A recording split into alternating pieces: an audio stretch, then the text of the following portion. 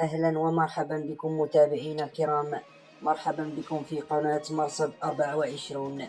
قبل أن نبدأ لا تنسوا الاشتراك في القناة وتفعيل جرس التنبيهات ووضع إعجاب للفيديو ومشاركته مع أصدقائكم المهتمين بالشأن المغاربي والدولي. خبر غير سار قبل العيد. رغم أن القطيع الوطني يقدر بأكثر من 23 مليون رأس من الأغنام والماعز، ورغم تساقط الأمطار الخير هذا الموسم، إلا أن أسعار الأكباش تتجه نحو مستويات صاروخية غير مسبوقة، لتضع المواطن المغربي أمام معادلة قاسية: أجر هزيل في نهاية الشهر مقابل أضحية تكلف آلاف الدراهم. الأرقام الصادمة في الأسواق. أولا، الأكباش الصغيرة التي يتراوح ثمنها من 3000 درهم إلى 4000 درهم. ثانيا، الأكباش المتوسطة ويتراوح سعرها بين 4500 درهم إلى 6000 درهم.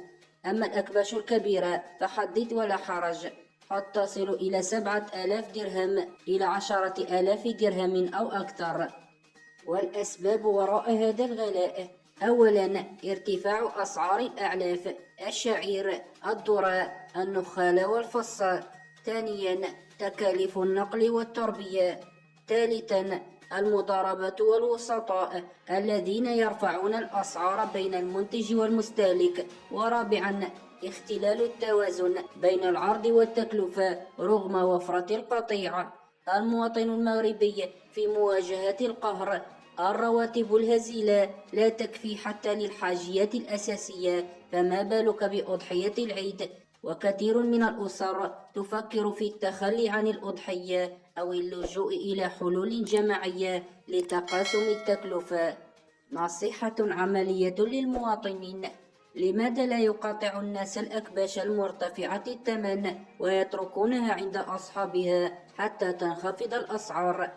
المقاطعة الذكية هي سلاح المستهلك الحقيقي، فحين يتوقف الطلب على الأكباش المبالغ في ثمنها سيضطر الوسطاء إلى خفض الأسعار.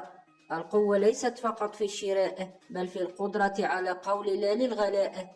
والخلاصة: المغرب يمتلك قطيعا وفيرا، لكن الأسعار لا تعكس الواقع. المواطن هو الحلقة الأضعف، لكنه يملك سلاحا قويا: المقاطعة والضغط الجماعي. إذا اتحد المستهلكون ورفضوا شراء الأكباش الغالية، السوق سينهار أمامهم وستعود الأسعار إلى مستويات معقولة. والآن نسألكم أنتم مشاهدين الأعزاء: هل أنتم مع فكرة مقاطعة الأكباش الغالية حتى تنخفض الأسعار؟ اكتبوا لنا رأيكم في التعليقات، ولا تنسوا دعمنا بالإعجاب والاشتراك ومشاركة الفيديو حتى يصلكم كل جديد أولا بأول.